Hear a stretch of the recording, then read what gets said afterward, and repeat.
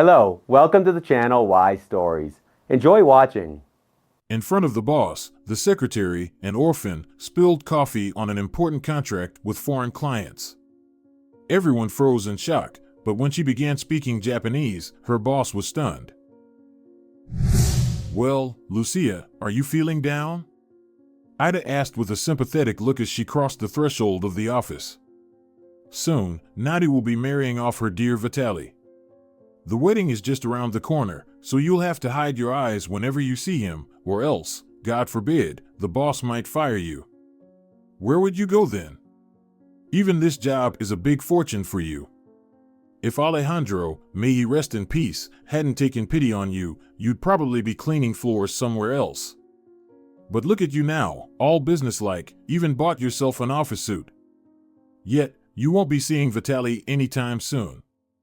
Nadi has poured her whole life, her whole soul into her only son, and she would never let him end up with some plebeian. You weren't born in a family meant for such men. Ida was known among her peers as the nosy shrew. She always had to stick her nose everywhere, knew all the office secrets, and meddled in everything. Of course, Lucia couldn't hide her feelings for the boss's son, even if she wanted to. Her obvious affection for Vitaly was plain to see. And what could she do? It just happened that she fell in love. She knew she couldn't expect anything in return and didn't claim to, grateful even for friendly chats. Unlike his mother, Vitaly was a very kind and responsive man, often getting scolded by Nadi for it. But you can't be so carefree. Nadi would scold her son whenever she caught him having coffee with the common folks. To Nadi, all the employees of her construction company, which was about to officially pass to her through inheritance after her husband's death, were considered common folks. Compared to Alejandro, she was not very sharp, sometimes even foolish. But there was nothing to be done. An inheritance is an inheritance, and she had no plans to let such a large company decline. Nadi was used to living luxuriously, her husband never denied her or their beloved only son anything, and she was not ready to live any worse after his death. She had to manage somehow. Nadi showed up at the office right after the funeral and started ordering everyone around. But it was not so easy when she ran into Vicente, whom she couldn't stand. Alejandro's deputy and right hand, Vicente well understood that without him, Nadi was nothing. "Mom, what are you starting again?" Vitaly protested. "You and I don't know jack about Dad's business, and you know it. Vicente is the only person who can save Dad's business. We should be learning from him, not fighting with him. And what claims could you possibly have against him? You barely interacted with him while Dad was alive, just had coffee together when Dad invited him over, and that was once in a blue moon. I don't understand why you are attacking him. In my opinion, you're too biased against him, and you need to urgently change your attitude, otherwise we won't see any progress, as if we were blind. We'll fail, mess everything up royally, and starve. Is that what you want?" "Of course not," exclaimed Nadi. "You know I want nothing more than our well-being, and not even so much mine as yours. You are my most beloved and only one. There is no one else in the whole wide world for me. Your father worked tirelessly, never seeing the light of day, just to ensure you, my son, had everything. And yes, you're right, we simply cannot afford, as you put it, to squander this fortune. Yes, we must not only preserve it but also enhance it. So, all right, I will mend our relationship with Vicente. It's high time we stopped hating each other." Nadi's complex relationship with Vicente had deep roots in the distant past, something her son was unaware of, hence his surprise at her behavior towards him.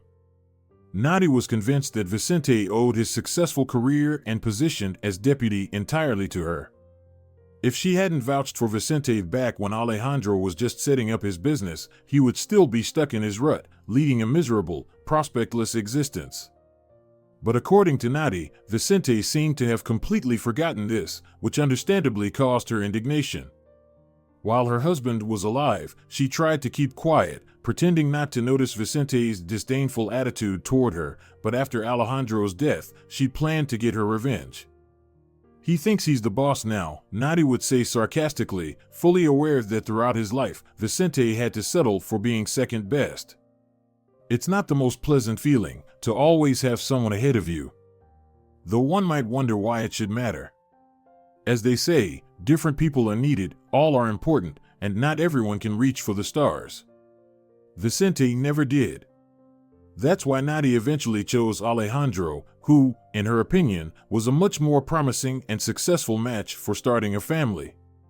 After several years of being together, Nadi never received a proposal from Vicente. He always behaved noncommittally, trying to dodge responsibilities by passing them on to others, which disturbed her when she was still a young woman seeking certainty in life. When Nadi met Alejandro, she immediately realized he was precisely the man with whom she could build a strong and stable family, which was exactly what she wanted. What girl wouldn't want that? And while Vicente was merely a youthful love for Nadi, a fling and a way to pass time pleasantly, she felt true, deep emotions for Alejandro. When they got together, Vicente didn't even seem to mind. "You want a family, don't you?" he sighed. "And I'm quite satisfied with bachelor life. I had my fill of family life in childhood, now I want to rest, and I hope this rest lasts the rest of my life. You'll never understand. You're an only child, but I had brothers, sisters.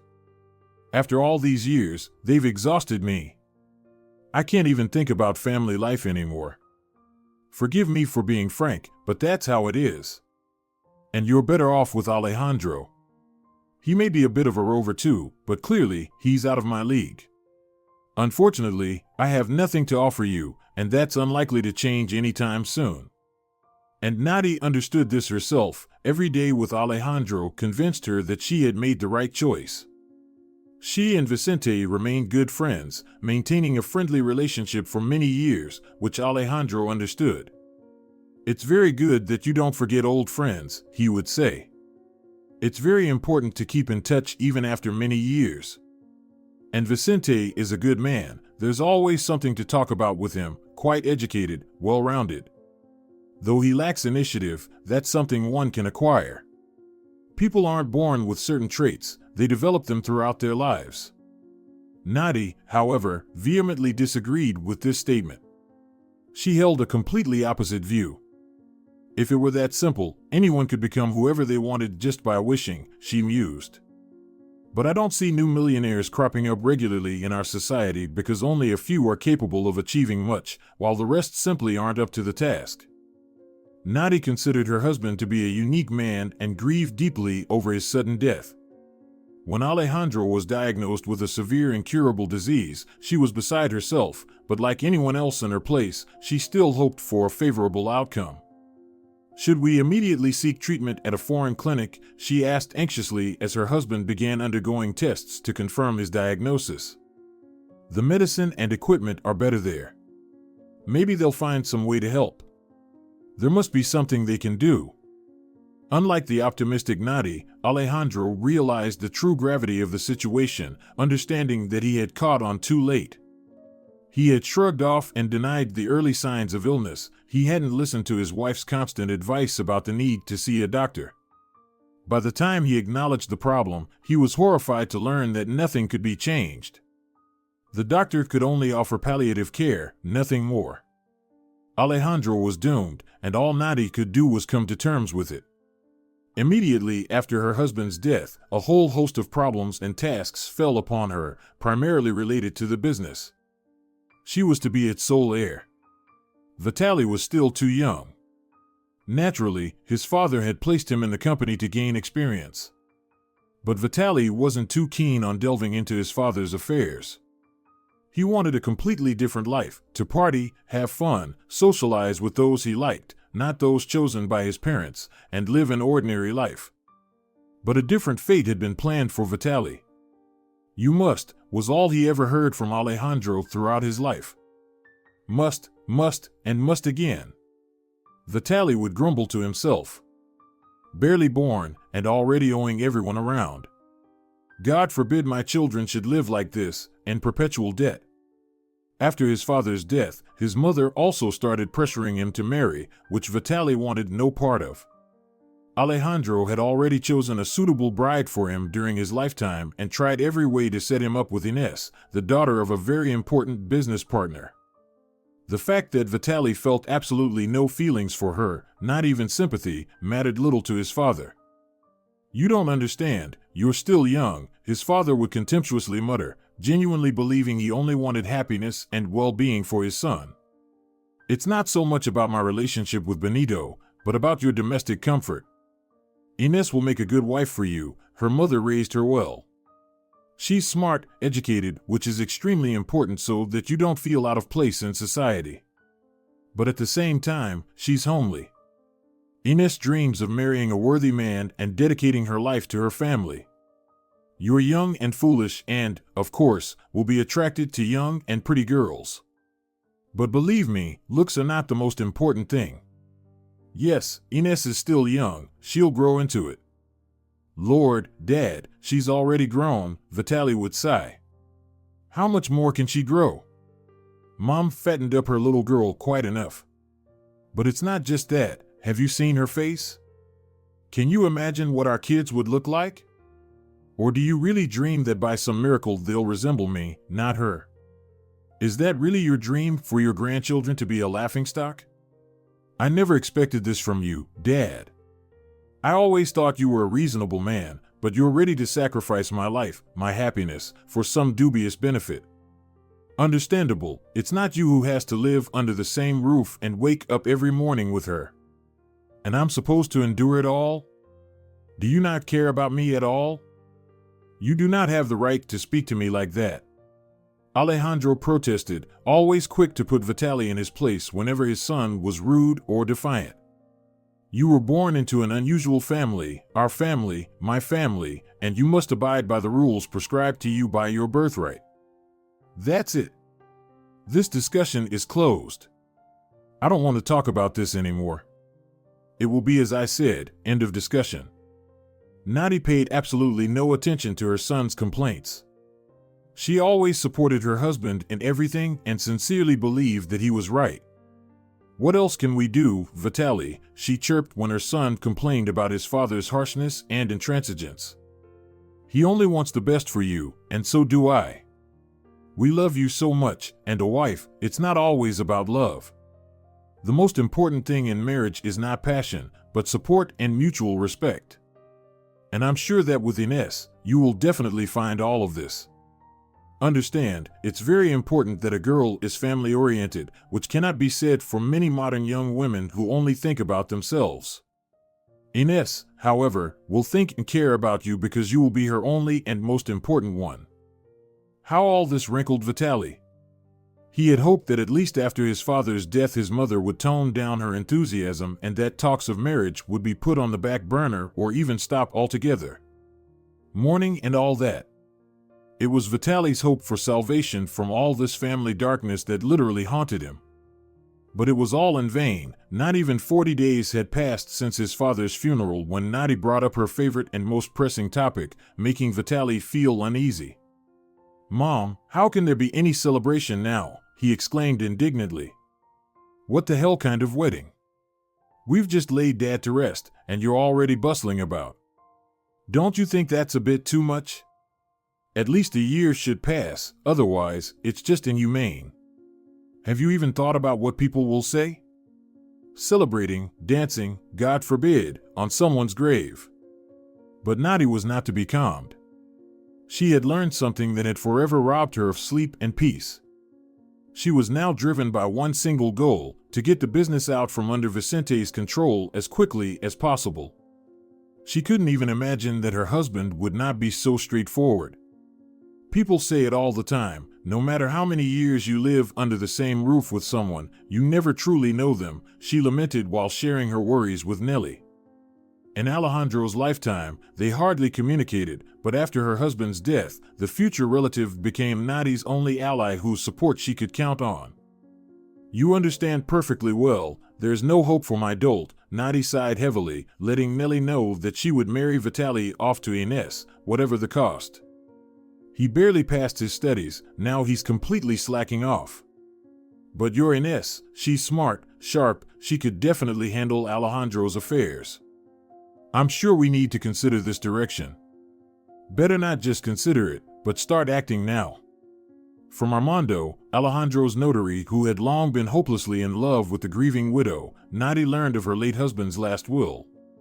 He insisted that the business be transferred to Vitali only after marriage and specifically to Ines.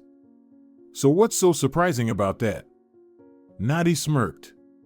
Tell me something I don't know. Alejandro already told me this while he was alive. Yes, but he also documented it, Armando interrupted Nadi, shocking her completely. At first, she didn't understand what he meant, but when he explained to the grieving widow that if Vitali and Ines were not married by the time of inheriting, which was in 6 months, then all company control would pass to Vicente. What? Nadi exclaimed, after hearing Armando out. The hell with Vicente? What nonsense is this? Alejandro couldn't have done this to us. This is my inheritance. Mine and Vitali's. That fool has nothing to do with our money. Nadi couldn't believe that what she heard was true. It simply couldn't be. She already felt like the rightful owner of her husband's business and didn't delay her visit to the office. The employees needed to be kept in check, ensuring everyone knew their place, and she also wanted to see what Vitali was doing at work all day, which greatly displeased the caring mother concerned about her son's prosperous future. At that point, Nadi did not know what awaited her ahead. The bewildered widow's confusion knew no bounds. What does this mean? She continued to rage, pouring out her righteous anger on Armando. This scoundrel will get all our money with Vitali for nothing. What was Alejandro thinking when he made such a decision? What was going on in his head in his last months? Maybe his mind was clouded by the illness? I don't know, sighed Armando, who understood that he really shouldn't be discussing this topic with Nadi. But he cared about her fate and felt it necessary to lift the veil on the secret of the will, at least until it was made public and Vicente found out that he was the rightful owner of the entire estate of the boss. Or did he already know, which is why he was behaving so unscrupulously and boldly? I don't know, Armando honestly admitted, as Alejandro had not confided the details of his last plans to him, only stated his final will and asked him to notarize it. If I had known why he then invited you, Armando, I would never have let you come to us, exclaimed Nadi. On the day her husband had asked the notary to visit, the woman was sure he just wanted to formalize everything officially, to make sure of it. How could there be any doubt? Nadi was the lawful wife, and Vitali was his only son. Besides them, there was no one else to inherit Alejandro's property. And Nadi was ready to suffocate from such monstrous injustice. She was very interested to know if Vicente was aware. He was behaving too boldly, and Nadi categorically did not like Vitali's behavior either. She was ready to drag him to the altar in his sleep if necessary, just to prevent the inheritance from slipping into outsider hands. You could drive a wedge between Vicente, smirked Armando, who was aware of their past relationship. It's hard to imagine that men wouldn't blab everything to each other. Nadi wasn't even surprised that he knew. In Alejandro's lifetime, they were thick as thieves, often gathering together, going to the sauna on weekends, and regularly going fishing and barbecuing. But still, Armando's statement sounded too bold. What are these absurd insinuations? Nadi was outraged. I have a husband, had one, and I loved him. And for all the world, I would not betray Alejandro's memory for money. Vicente will not get his hands on our business, our money, nothing. He has absolutely no connection to our family. I really regret that I helped him back then. I should have cut ties with him once and for all, not kept him around like on a leash. Then he wouldn't dare reach for my money. He just wouldn't have been able to, it would have been impossible. But the past could not be undone, nor could time be turned back, and Nadi understood this well, just as she understood that they needed to act urgently based on the circumstances they found themselves in at that moment. The mother was not immediately ready to tell Vitali why she insisted so much on the wedding with Ines. The young man resisted this marriage as much as he could. He did not want to tie his fate to a woman he did not love, especially one like that. I'd understand if she were at least a beauty, someone you can't take your eyes off, Vitali reasoned. But you know that Ines is far from ideal, and without love, it's completely bleak. I don't understand why you insist so much on our marriage.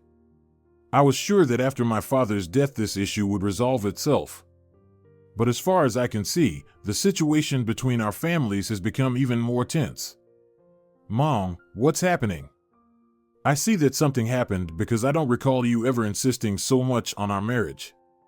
Yes, of course, you were always on Dad's side, but he's not here now. What prevents you from taking your words back? Is it awkwardness before Nellie and Benito? Or are we so dependent on him that I can't refuse this marriage? You see, son, Nadi faltered, trying to find the right words to explain the situation to her son. Here's the thing. Vitaly couldn't believe that his father had treated him and his mother this way. How could this even be possible? Have you seen this will? Asked Vitaly. Have you read it? No, Nadi mumbled confusedly. Do you think Armando could be deceiving me? No way. Why would he need that, first of all? And secondly, look at how Vicente is behaving, brazenly, boldly, and unprincipled. Do you think he knows? Interrupted Vitaly, unable to come to terms with how his father had treated them, condemning him to a loathsome, unbearable marriage, and leaving his mother dependent on some Vicente. What business does he even have with our company? The young man protested. And here's father managing my fate even from the grave. There must be some limit. Why the hell does Vicente care about our money? He doesn't even have a wife or children. And most importantly, why did father make such a decision? What was going through his head before he died? Well, we can't know that, Nadi sighed heavily. But it's within our power to ensure that the business doesn't leave the family. I've already spoken to Nellie. Ines is ready to marry you tomorrow, if only you would agree. But the fact that I disagree interests no one, Vitaly muttered unhappily. So what's there to discuss? Let there be a wedding of the century. But I don't promise to be faithful to her. It'll be hard not to cheat with such a wife. I hope at least that condition isn't stipulated in my father's will. Can I at least have the right to decide what to do with my own body? Naturally, Alejandro had not stipulated anything like that. That would be too much. But Ines herself was categorically not ready to tolerate a husband's infidelity and made that clear as soon as the discussion of the future marriage contract and all its nuances began. Nadia omitted mentioning that she considered her son, to put it mildly, not too smart to manage such a large business on his own. Vitaly couldn't even count money properly, only with a calculator, went to work just for show, and frankly, spent most of his time slacking off. And the young man had never shone with intellect. As much as she loved her only son, she couldn't close her eyes to the cruel and obvious truth. Partly, Nadi guessed why her late husband had arranged his estate in such a way, and in this sense, she was on the right track when she started a conversation with Nellie about how Ines, and only she, could thoroughly understand the workings of such a major company. Vitaly didn't need to know this. The most important thing was to have brains in the family that could be used for their purposes. And Ines's intelligence was just what was needed. Therefore, Nadi was all for her son marrying her. Vitaly had never felt such disappointment in his life. He didn't even want to return home to endlessly discuss wedding preparations and concerns, which his mother still omitted at work. And she had no time to talk to her son during a hectic day. After all, she needed to line up all employees, reprimand each one, and express face-to-face everything she thought. Nadi especially disliked Lucia because from the very first day she guessed that the young secretary had a crush on her son. Admit it, did you have something with her? His mother bluntly asked Vitaly on the very first day he returned home. The young man was so tired that at first, he didn't even understand what she was talking about or what Nadi meant. What are you talking about, Mom? Vitaly was surprised. With whom? What could I possibly not understand? I'm talking about that impudent girl at the reception near the office, Nadi continued to chatter. I saw how she stares at you. I bet you've already taken care of her, right? And what exactly are you doing in your office? What a mess. A plebeian without family or background stares at you as if she has any right to. Mom, why are you so hung up on her? Vitaly shrugged off. What harm has she done to you? Yes, she likes me, but it's nothing serious. She'll look and she'll get over it. Think it's a problem? Why are you so upset? Are you worried that I should keep myself pure for your beloved Ines? Don't you dare speak to me like that. Nadi hissed, unable to tolerate any disrespect. I am still your mother. And you allow yourself to say such things. Aren't you ashamed? But we're all adults here, Vitaly smirked. You have the right to interrogate me about who and what I've been up to, but somehow I can't even joke around. You take everything as an attack and start yelling at me for no reason. Calm down. There was nothing between Lucia and me. She's a secretary, and I'm not a fan of office romances. I keep my distance and maintain subordination at work. Still, your beloved Ines won't get me wholly intact. Unfortunately, don't be upset. But maybe that's for the better. 2 inept fools in one bed is a bad omen. Anyway, I'm off to shower and sleep. I'm terribly tired. I won't be eating dinner. Good night. And what have you been doing all day to be so tired? Nadi muttered under her breath angrily. Probably unloading wagons or hauling bags of cement. You've completely lost it. But no matter, you'll do as I need anyway. You have no choice. Before the decision about Vitaly's fate was made, he had never thought of taking advantage of Lucia's affection. But as soon as preparations for the engagement with Ines began, thoughts of why not began to creep into Vitaly's head more frequently. She certainly wouldn't refuse him. Ahead of him was a monstrous marriage and the prospect of waking up next to a scarecrow every morning and evening. What did he have to lose? Not that Vitaly was some kind of macho man, but like any normal young man his age, he had his flings. Of course, these relationships never led to anything serious and couldn't have. Vitaly, like his mother, had to dance to his father's tune. He didn't even entertain the thought that anything serious with anyone could happen. He knew that sooner or later his father would remind him of marriage. Deep down, he hoped to avoid it. But no, unfortunately, Ines was his only betrothed. And, as it turned out, the girl was far from the modestized, cast-down image that his father had enthusiastically described. As soon as serious talk of marriage began, she behaved entirely differently. Don't put your finger in her mouth, Vitaly noted when Ines immediately began to question her future husband and mother-in-law about where they would live. She was more than willing to get involved in the company's business. Apparently, for the poor girl, marrying Vitaly was the only chance to escape constant accounting and control from her parents and the image of a good, proper girl, which Ines herself was very tired of. Vitaly's desire to live a little before getting married was growing stronger. It wasn't as if he had never had freedom. As a schoolboy, he was mostly left to his own devices. The main thing was that he didn't do too poorly in school and teachers didn't complain about his behavior. In everything else, he had complete freedom, which he sorely missed as he grew up.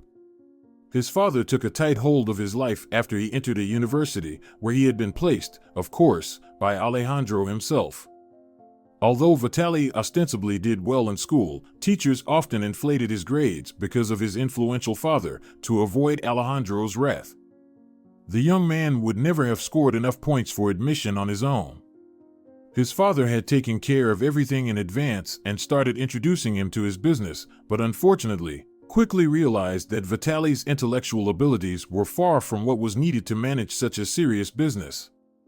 Not that his son was completely dumb, not at all. But Vitaly lacked the necessary drive and basic knowledge, which would have taken years to acquire, years Alejandro simply did not have. He's just like his mother.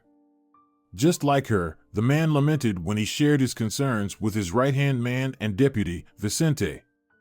Vicente knew the boss was not thrilled with his son.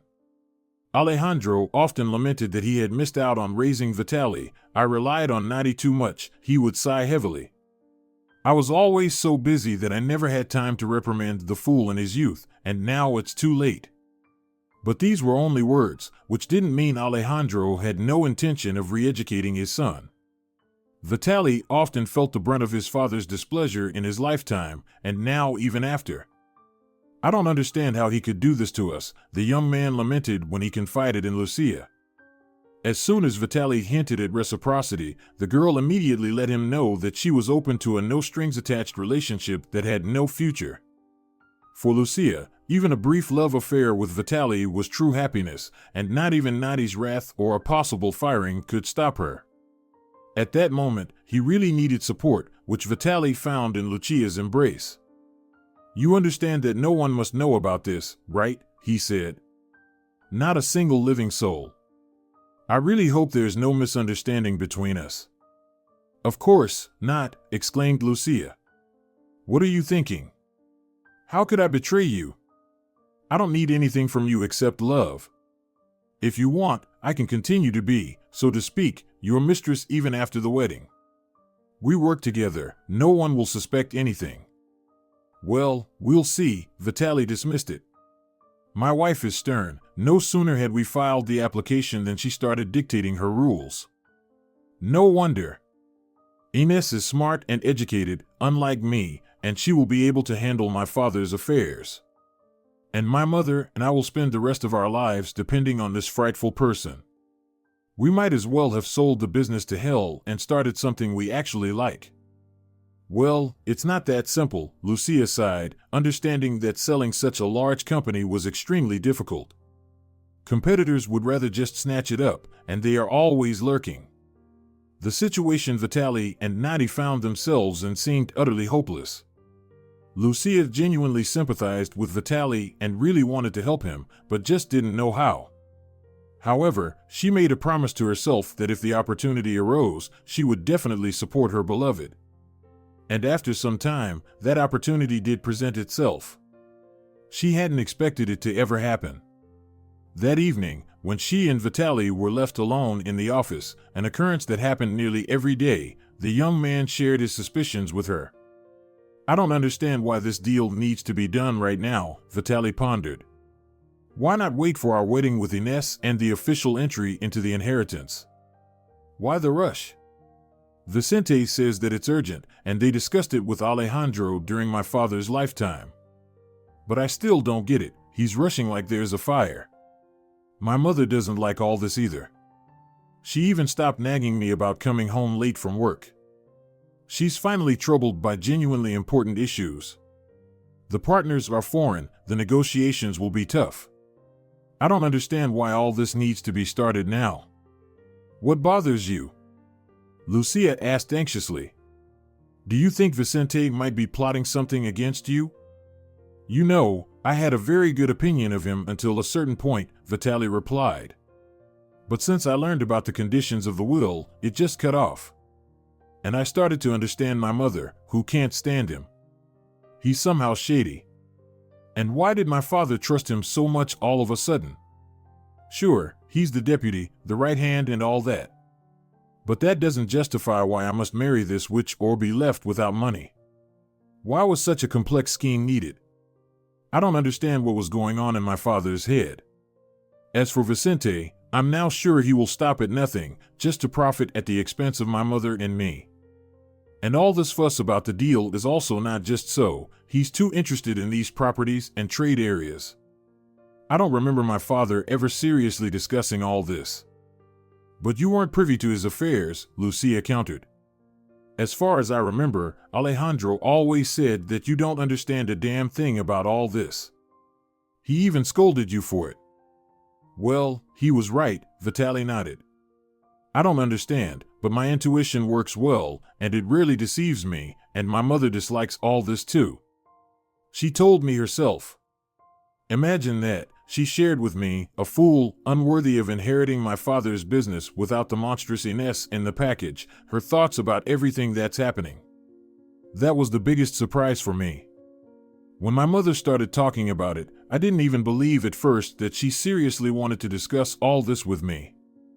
But you're her son," Lucia sighed heavily, patting Vitaly on the head. "If not on your support, whose can she count on?" "I don't know," Vitaly shrugged, his voice filled with a sense of grievance towards his mother and father for everything they had done to his life. The young man was certainly not a fool and knew that he had every right to contest his father's will, something he had repeatedly pointed out to his mother, who absolutely refused to listen to her son. Nadi was aiming for everything to be just perfect, and fulfilling her late husband's last wishes was a matter of honor for her. Your father wanted the best for you, she would always say, and wanted you to be happy. Even if you contest this damn will, who will help you manage the business? You'll find some girl to squander it all with. I won't allow it. Marrying Ines is a done deal, and it's not open for discussion. We still need to deal with Vicente. Right now, that's the main problem. He doesn't plan on canceling the negotiations with the foreigners. I've already talked to him about it. What are they planning to sign? I have no idea. Until you take over the inheritance and revoke Vicente's power of attorney, we can't do anything, and he's planning to invite these partners here in 2 weeks. I hope you're planning to hire a translator, asked Vitali. You're not planning to just sit there and bat your eyes at these negotiations, are you? Goodness, no, of course not, exclaimed Nadi. I will hire a translator. I already have a few options in mind. I demanded that Vicente provide me with the documents before the negotiations start. I must know what he's planning to sign. What if he's planning to screw us over? Armando is also up to something. If you say we can contest the will, why hasn't he told me that? Why stir up an already tense situation in our family? Well, Armando was Dad's friend, Vitali shrugged. He probably wouldn't want us to go against his last will. God! What a nightmare! Nadi exclaimed, her head spinning from everything that was happening. An entire staff of employees, plus a notary and lawyers, and they're all leading me by the nose. Everyone's withholding information, skirting around, stirring things up. What is this all about?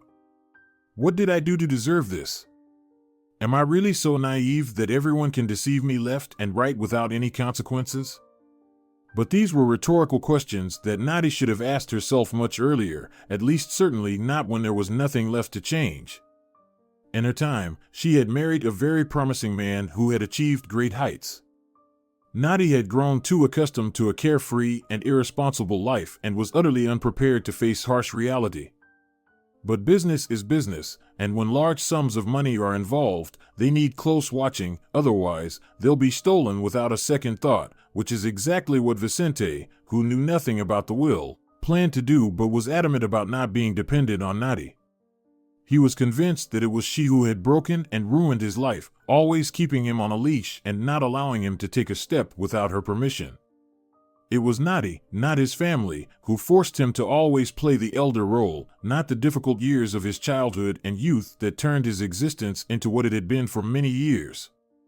He could have become quite a successful person, at least he had all the prerequisites to overcome his complexes, even marry and start a family. But instead, Vicente chose to harbor resentment towards Nadi, who had once chosen someone else over him. Although anyone but her was to blame for the fact that Vicente did not want to commit to the serious ties of family and marriage, which he openly admitted and even pretended to understand, hoping Nadi would quickly grow bored of Alejandro and not even a few months into the marriage would start coming to him for secret meetings. But, contrary to Vicente's expectations, that never happened. Nadi took her marriage seriously and definitely wasn't planning on cheating on her husband, who in every way was superior to her former lover, much to Vicente's disappointment. But he showed no sign of it. And when Nadi began to take a friendly interest in his life, he was even glad. Could she have imagined then that one day Vicente would decide to so boldly and openly snatch the business away from her? For years, he had portrayed himself as a conscientious, honest assistant to her husband, carefully involving himself in all affairs, often advising and even guiding Alejandro. From the outside, their business relationship seemed like one of the strongest and most reliable partnerships.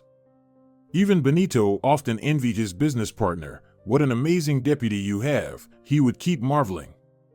"I wish I had someone like that. I have to do everything myself."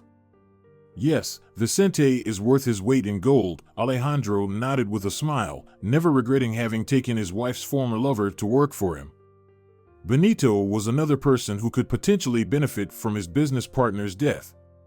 He wouldn't mind merging their capitals or even taking over Alejandro's company completely. Indeed, this was why he had decided to marry his daughter to Vitaly, a family business, shared capitals, and Ines was taken care of, and it was hugely beneficial for him. When Alejandro died suddenly, the company was left somewhat adrift, and placing Ines there was the most advantageous option. But Vicente had no plans to share with anyone and soon devised an excellent way to secure all the late boss's assets for himself. In his lifetime, Alejandro indeed conducted negotiations with foreign potential partners, but they declined to cooperate. The representatives of the foreign companies saw no benefit in the deal and were amazed by Alejandro's confidence, thinking such an idea was preposterous. Vicente observed everything with his own eyes and after the boss's death decided to use the failed partnership for his own purposes. "You don't understand," Vicente argued, trying his best to convince Nadi that the deal couldn't be delayed. "Alejandro and I spent so much effort and time persuading them. They refused at first, but a few days ago, they called and agreed. It's a rare opportunity, and we simply have no right to miss such a beneficial chance for us." Nadi knew little about profit, but her intuition rarely misled her. In the current situation, she immediately sensed something was off and demanded that Vicente provide her with the contract the day before signing. "Why do you need that?" The man was surprised. "Don't you trust me?" "Imagine that." "No," exclaimed Nadi. "Why should I take your word for it?" "I could have just not informed you about the affair," Vicente reminded her. "If you remember, I have the power of attorney. And you haven't yet entered into the inheritance, but I've told you everything anyway. Instead of being grateful, you reproach me and suspect me of something. Don't you think that's too much? I'm trying here, for you and for Vitaly, to ensure you have a respectable future. Business, Nadi, is such a matter, you understand, it needs to be managed, develop it, look for new partners, conduct negotiations. I understand it's all new to you, but I've been working for years, and I dare remind you, it was your initiative to place me with your husband. I served him loyally and truthfully, and I will do the same for you. All your suspicions offend me deeply. I don't understand what I've done to deserve this." "I didn't do anything," Nadi snapped back. "I simply have the right to know what's happening in our company. Why should I even have to justify myself before you? In the end, I am the owner of this company, and you, if you want to remain as my deputy after I legally assume control, will do as I require. Otherwise, I won't look at all your past merits, I'll throw you out and not blink an eye. Look at you, acting all high and mighty with your power of attorney. I could care less. If you mess anything up, no, Vicente, I will make your life so miserable, you won't enjoy it." The next day, Nadi found a translator. Of course, she couldn't hire someone without consulting her beloved Ines, which once again greatly irritated Vitaly. "Can't we do without her in anything? At least until the wedding, Mom? Why do we need her translator? You found some on the internet. Why not hire a neutral person, definitely uninterested? Why do we need some clown who will be imposed on us?" "Son, you are wrong," Nadi pouted, offended. "Miguel is a trusted person. Who knows who I might find on the internet? What if it turns out to be a fraud or a poorly qualified specialist? You understand, in the current situation, every word is important." I understand, Vitaly nodded mechanically. He had no choice but to once again comply with his mother. He could, of course, run the contract text through the internet and would definitely do so, but he still wanted to know for sure what it contained. Just in case. Especially since, like his mother, the young man was tormented by very unpleasant feelings, and Vitaly sincerely did not understand how Nadi could be so careless. "And I know Japanese," exclaimed Lucia when her beloved shared the details of everything that was happening. "Why didn't you say so earlier? I could have easily translated everything, and we wouldn't have needed to approach anyone." "Damn it!" Vitaly swore, frustrated. "Why didn't you say so sooner?" They've brought in this Miguel, who supposedly checked everything, but I can't shake this uneasy feeling. After all, he is Inez's man, and no matter how much Mom assures me that she is so wonderful, I don't trust her. She's been too bold, especially after the wedding became a settled matter and just a matter of time. My poor dear. Lucia lamented, patting Vitaly on the cheek. How will you live with her? I don't even know myself, sighed the young man. I'll put up a screen and somehow manage. By the way, how do you know so many languages? Or rather, no, let me ask differently, what are you doing as a secretary with such an education? You could be doing private translations or something like Miguel. Do you know how much he charged us? Better not to know. But you, with such a brilliant mind and such extensive knowledge, had to put up with my father, and now my mother and Vicente as well, for not the biggest salary. That's just unfair. Oh, stop it, exclaimed Lucia. I'm just grateful Alejandro hired me at all. I didn't have any experience or education. I studied languages because I wanted to apply to university, but it didn't work out. I'm an orphan, there was no one to pay for my studies, and I couldn't pass the exams. So you're seriously overestimating my abilities. I'm just average. But one thing I can say for sure, I won't deceive you or your mother. If you trust me, I can read the contract and tell you if there's something fishy in it. That's amazing. Wonderful. Vitaly rejoiced. But Vicente took the contract, and of course, we didn't make a copy. Where are we going to get it now? It's in his office, Lucia smirked. He always keeps everything in the safe. That's no big deal. Especially since no one is in the office right now. Seriously, exclaimed Vitaly, surprised that quiet and modest Lucia had managed to make a copy of Vicente's office keys and even memorize the safe's password. He's as dumb as a brick, she laughed. He just pretends to be a pompous peacock, but in reality, what a boss, huh? We've seen his kind before. All right, let's go get that damn contract so we can be sure you weren't handed a pig in a poke. You've got me so worked up that I'm worried myself now. I can just imagine how fast that pompous peacock will fly out of here if something's wrong in that contract. I see you don't like him much, Vitaly grinned. Is he really that bad to deserve your disdain? I always thought you got along with everyone. Yeah, sure, Lucia snorted. That Vicente is a piece of work. You should have seen how he behaved while Alejandro was ill. You spent most of your time with your father and mother then, rarely coming to work, so he kept up appearances around you. But trust me, your concerns about the upcoming negotiations aren't unfounded. A man like Vicente is capable of anything. Let's find out what he's up to. Don't worry, we'll get to the bottom of it. Vitaly wasn't concerned about Vicente finding out. He didn't really care. The office cameras, even during his father's life, were checked maybe once a month, and after his death, the footage would likely sit untouched in the archive for at least 6 months.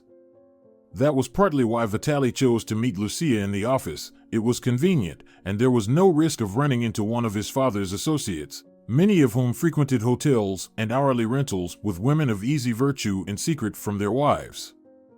Besides, the recordings could be easily deleted later. Vitaly was more than capable of handling that. As for Vicente, even if he found out, why should Vitaly care? If Vicente wasn't trying to cheat him and his mother, fine, the inheritance would sort things out eventually. But as Nadi and Vitaly had suspected, Alejandro's loyal and devoted dog turned out to be quite the sly fox. The contract revealed plans to transfer all the funds to some dubious offshore accounts, which deeply alarmed Vitaly. He wanted to inform his mother of Vicente's schemes immediately, but Lucia stopped him. Why cause a scandal on the eve of the deal, she said with a mysterious smirk, when we can sabotage the deal itself? Vitaly didn't immediately understand what she meant, but when Lucia explained her plan, he was genuinely delighted. That's such a brilliant idea, he said with an approving smile. What would I even do without you? You're one of a kind, a real treasure. How sweet it was for Lucia to hear those words. Deep down, she still nurtured the hope that she and Vitaly could be together. After all, There was no one better than him in the whole wide world. If they could manage to break off the engagement, she would finally find happiness with the man she loved. That was all Lucia dreamed of. She didn't need anything else in life. She loved Vitaly so deeply that she knew it was forever, and she doubted she would ever meet another person for whom she'd be willing to go to such lengths. Such profound feelings come but once in a lifetime, and losing them would be the greatest tragedy imaginable. Lucia didn't even want to think about what would happen if Vitaly went through with the wedding. Alongside the contract, they found a flash drive in the safe and decided to take it with them. That same evening, Lucia had no time for gloomy thoughts. What she and Vitaly saw clarified everything. "Well, this is something," Vitaly exclaimed, stunned as he watched the video on his laptop. "Can you believe it? And this is the woman my mother wants me to marry, supposedly to honor my father's last wish and save the family business. It's absolutely unbelievable." "You should think about why Vicente made this recording in the first place," Lucia said with a smirk. Deep down, she couldn't help but feel a bit smug. Compared to Vitaly's fiancée, who lacked both beauty and grace, she knew she stood out. Vitaly, for his part, was genuinely thrilled that he wouldn't have to marry Ines. Why would he want a wife who had dirtied herself in such a scandal? The video was the perfect argument for calling off the engagement. Nothing better could have been conceived. Vitaly couldn't have expected this outcome. Jokingly, he even suggested showing the video during the negotiations, but Lucia laughed and advised against being so cruel. "Why would you stoop to that level?" she reasoned. "It's already decided. Vicente tried to trick you and your mother with the contract and steal your father's business. The engagement to Ines is as good as canceled, that much is clear. Honestly, you didn't have to marry her anyway, and that silly will with its conditions is nothing more than nonsense. Who knows what your notary was thinking? And forgive me, but your mother isn't exactly the sharpest tool in the shed. She could stand to improve her general education a bit, otherwise, people will keep taking advantage of her while she just blinks in confusion. Nadia always tells you, don't be so naive, but in reality, she's just the same. How could she trust someone like Ines? And that Armando of yours? He fooled her too. He could have mentioned the will from the start, but no, he had to throw in this ridiculous marriage requirement just to make you follow your father's supposed wishes. Enough. You can live your life as you see fit. You don't owe anyone anything. The inheritance will go to you and your mother regardless, and Vicente has no claim to it. He'll be out of a job soon enough after everything he's done." "That's true," Vitaly nodded, eagerly anticipating the moment when his mother would kick Vicente out the door. Finally, he would be truly free and able to live the life he wanted, the life he deserved. On the eve of the supposedly important and critical negotiations, Vitaly couldn't get any sleep. He returned home very late, and by then, Nadia was already fast asleep. He tried to be as quiet as possible so as not to wake her.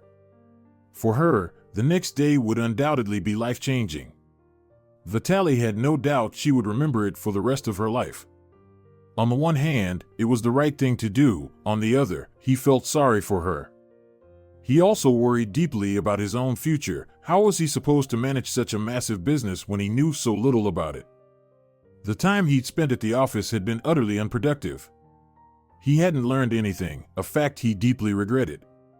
He'd wasted time, assuming his father would always be there. And now look how things had turned out. But there was still time to catch up. After the negotiations, which went strictly according to the predetermined plan, Vitaly had no choice but to fully immerse himself in the business. That morning, Nadia was up at the crack of dawn. She was so nervous about the upcoming business meeting that she wouldn't stop pestering her son with questions that failed to elicit any reaction from him. Vitaly already knew how it would all end. The only mystery was who Vicente would bring to the meeting as supposed foreign partners. After discovering the contract with Lucia, it was clear that no actual foreign guests were coming. But someone had to show up.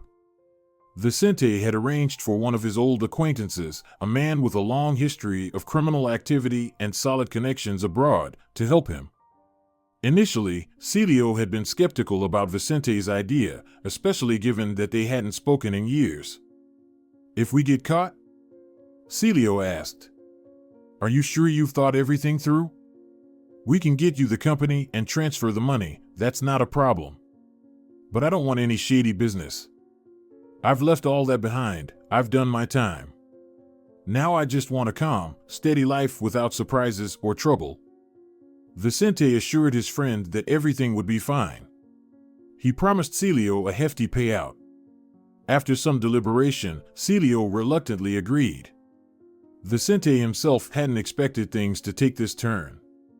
When Lucia entered the office during the negotiations, carrying a tray with several steaming cups of aromatic coffee, Vicente was visibly startled. At first, he thought the secretary had overstepped her boundaries and quickly tried to put her in her place. "We didn't call for you," he exclaimed. "Why are you here?" "Me? I brought you coffee," Lucia replied with a smile, dumping the tray's contents onto the neatly arranged documents on the table. Vicente was beside himself with rage, barely restraining himself from striking the defiant yet clumsy secretary. But when Lucia pulled a document from her jacket pocket, unfolded it, and began reading aloud, Vicente realized with horror that everything was lost. Damn it, he thought to himself. How does she know all this? What on earth is going on? But Lucia explained everything for him.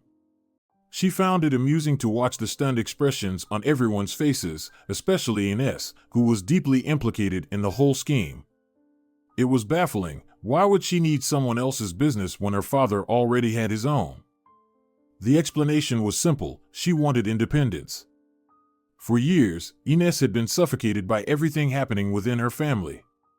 She was tired of playing the role of the good girl, sick of it all. She knew Vitaly didn't love her and never would. Ines understood perfectly that he would cheat on her left and right while she slaved away, using her intelligence to keep his father's company afloat. "Tell me, is that fair?" she had complained to Vicente, who turned out to be the perfect accomplice and workhorse. Who else but him would be willing to take such a colossal risk for the money of his late boss and the company he had spent his life working for? Ines was confident they would quickly find common ground, and she wasn't wrong. After their first conversation, Vicente thought it was a brilliant idea. He also realized that Ines could serve other purposes. Life without a woman had been rough, especially for so many years. Vicente wasn't exactly popular with the opposite sex and couldn't establish a personal life, even at the level of regular meetings. The idea of a steady relationship had long been out of the question. Ines was the perfect mistress, young, not too attractive, and not spoiled by male attention. She wasn't going anywhere. Even if their initial plans failed or something went wrong, Vicente would still gain access to Alejandro's money. Vicente had ambitious plans, and they were all destroyed by an ordinary secretary no one ever took seriously. After the incident, a massive scandal erupted, not only between Nadi and her deputy but also between her and Armando. Nadi couldn't resist confronting the notary. She desperately wanted to understand why he had deceived her. Of course, she blamed herself for part of it. She should have at least familiarized herself with the law for her general knowledge. But that wasn't the main issue. The most important thing was that Armando had nearly become complicit in ruining Vitaly's life. "You knew he didn't want to marry Ines," she exclaimed indignantly. "How could you? All for the will of the late Alejandro? And now look at who this so-called fiancé really is. Here, take a look. Why are you hiding your eyes?" Nadi fumed, shoving the video recording at Armando, which her son had handed over right after the chaos in the office was over. "Wow!" Armando exclaimed, seeing Ines in Vicente's arms. "What a stunt she pulled! When did they even have the time to team up?" "That doesn't matter," Nadi waved dismissively. "What difference does it make? I'm asking you something else. Tell me, once and for all, why Alejandro wanted the business to go to Vicente so badly. Why all the lies about those impossible conditions? What was the point of it all?" Armando had hoped everything would unfold exactly as Alejandro had wanted, so he would never have to explain himself to Nadi. But fate had other plans, and he had no choice but to tell her the truth. Before his death, Alejandro had done a DNA test. He had always been uneasy about the large birthmark on Vitali's leg. It was identical to one he had seen on Vicente during a sauna trip with the boys after celebrating a major deal. That had been a long time ago, and Alejandro hadn't thought much of it at first. But later, when the memory resurfaced and stuck with him, he couldn't let it go. For Alejandro, it didn't matter. Even if Vitali weren't his biological son, he had always been, and would always remain, his only and beloved child. However, in his final days, Alejandro sincerely wanted to ensure Vitali had some kind of support. He knew his wife was a rather naive woman who would blindly follow the conditions he set, truly believing she might end up losing the business for both herself and their son. Alejandro trusted Vicente and wanted him to stay by Vitali's side throughout his life. But as time revealed, the deputy didn't live up to that trust, nor did Benito, who likely knew what his daughter was up to, nor Ines, who had been intended as Vitali's fiancée, nor even Nellie. To Nadi, they were all traitors. Each of them had pursued their own interests, and after everything that had happened, she wanted nothing to do with them. This decision greatly pleased Vitali, to whom Nadi chose not to reveal the truth about his real father. It was an absurd coincidence she herself wished to forget. She also made Armando promise he wouldn't tell Vicente anything. For heaven's sake! Why would I bother with your family dramas? Armando smirked. I don't care about any of this, except for the fact that I deceived you. Forgive me if you can. I really did think it was the right thing to do. I wanted to help. Oh, stop it. I was an idiot too, Nadi chuckled, admitting for the first time in a long while how foolish she had been. She realized she urgently needed to change. Otherwise, sooner or later, left alone with her son and the company of her late husband, she might stumble into trouble again, something she wanted to avoid at all costs. Vitali, meanwhile, had become more responsible. He had come to understand the immense weight of financial responsibility. After marrying Lucia, he dedicated himself daily to studying his father's affairs, with her support. Nadi, on the other hand, seized the opportunity to learn the basics of law under the diligent and unwavering guidance of Armando. He had always loved her and never dared to dream she might one day return his feelings. If you're enjoying it as well, leave a like and subscribe to the channel.